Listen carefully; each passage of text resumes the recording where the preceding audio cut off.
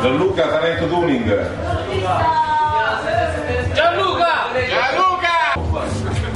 Due parole, solo un attimo, noi della Motorsport Scorrano volevamo ringraziare prima di tutto Tommaso, i suoi figli per l'ospitalità.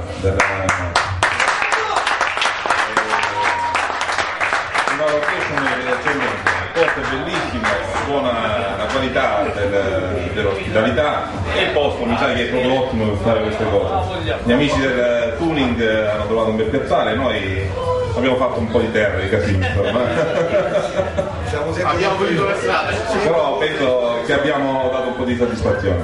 E colgo l'occasione per dare un pensierino, un ricordo diciamo della manifestazione ad Revanche.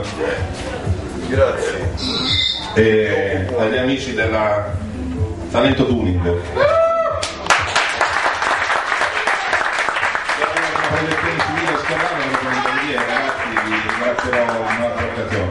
E niente, che dire, arrivederci sicuramente, perché è bello incontrarci. Sì, sicuramente per il 22 già Tommaso si sta impegnando tantissimo per organizzare una manifestazione, ci sarà una gincana, diciamo per lui un ritorno alla gioventù e quindi vuole aprire diciamo, questa possibilità di poter provare le macchine. Sì, per tutti, per chiunque.